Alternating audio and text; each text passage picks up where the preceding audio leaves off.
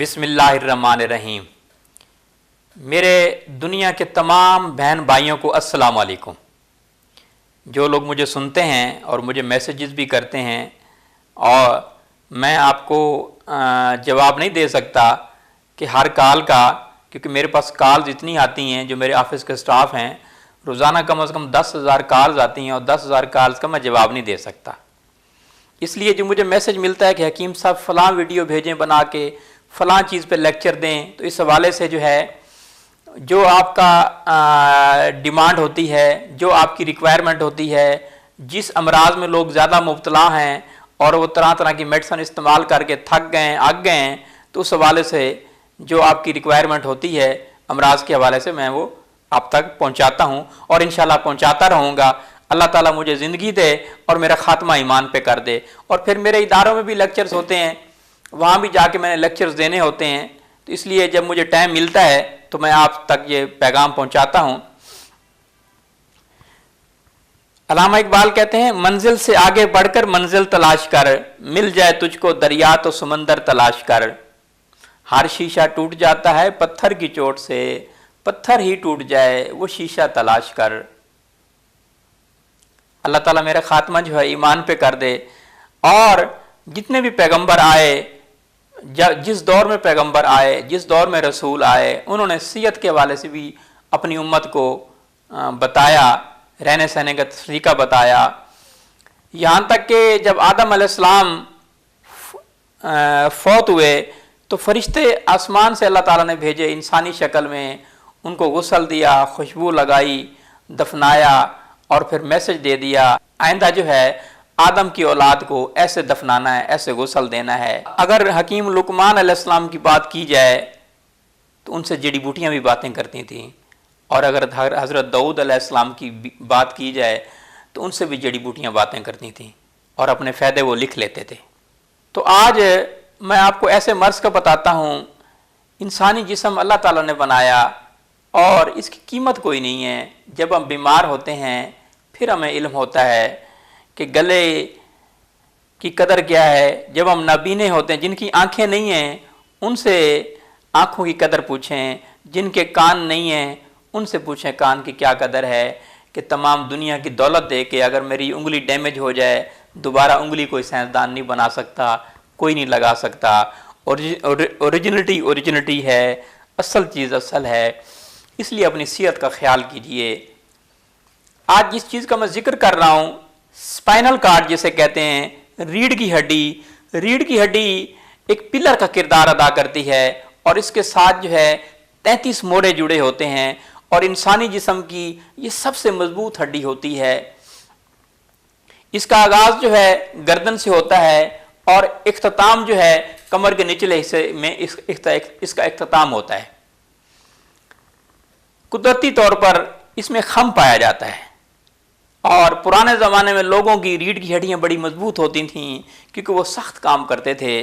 आज इंसान जो है आरामदेह हो गया है, आज इंसान जो है एयर कंडीशन वाला इंसान बन गया है, आज बेडरूम वाला इंसान बन गया है।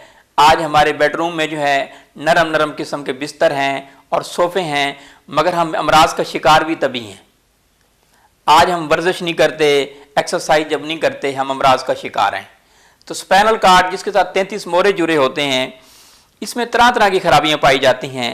खराबी मोरा भी हो सकती है, मोरे की तय को नुकसान भी हो सकता है, हरारत मोरा भी हो सकता है, और मोरे का दर्द भी। इसमें मुख्तलिफ़ किस्म की अक़साम हैं।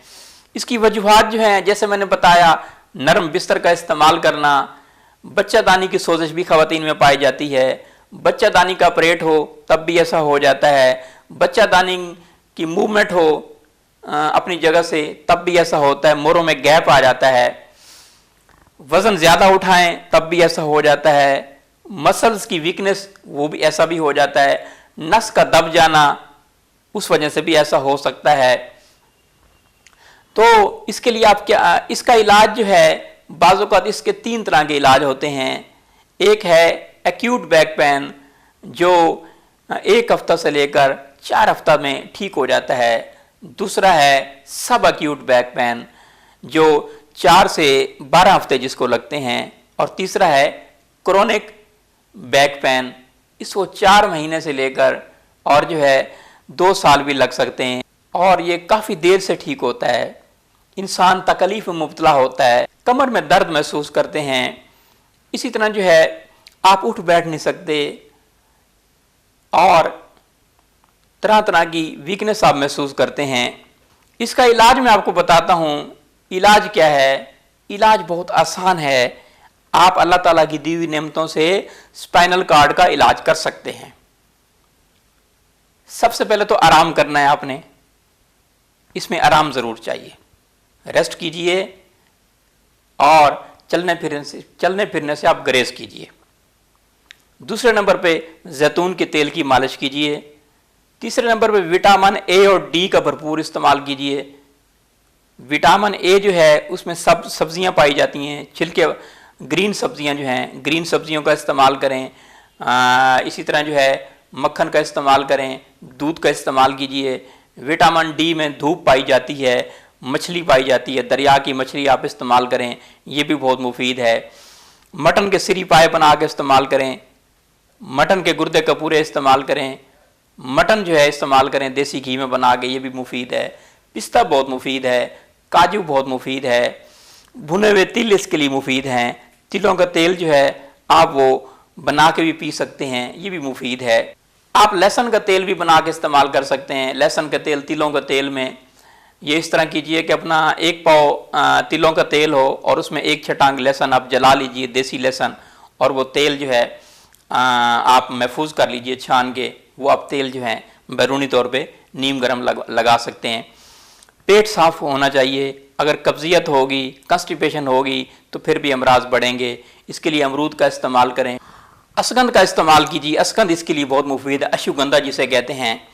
सबसे बेहतरीन इलाज जो है कुंवार गंदल का जूस बना के इस्तेमाल करें, कुंवार गंदल की सब्ज़ी बना के इस्तेमाल करें, कुंवार गंदल का हलवा बना के इस्तेमाल करें देसी घी में, बहुत ही मुफीद है।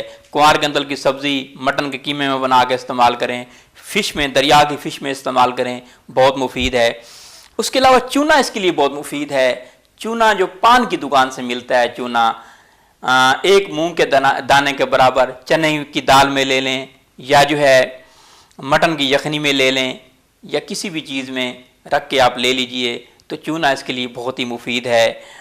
स्पाइनल कार्ड के लिए, मोरों के अमराज के लिए, ख़राबी मोरा के लिए, मोरा की तय को नुकसान जब होता है, ये मोरे का दर्द जो होता है उसके लिए ये मुफीद है। ये अल्लाह ताला की दी हुई नेमतों से आप इलाज कर सकते हैं। इसी तरह जो है कुश्ता तकलीस जो है वो आप ले लीजिए और वो शहद में डाल के लीजिए। थोड़ा सा जो है बिल्कुल आधी रत्ती जितनी उसकी मिकदार हो, आधी रत्ती से 2 रत्ती तक ले सकते हैं, वो शहद में डाल के लीजिए, तो ये बहुत ही मुफीद है। इसी तरह चाहें तो आप ज़फ़रान भी ले सकते हैं। अगर आप साहिब हैसियत हैं तो ज़फ़रान भी इसके लिए मुफीद है।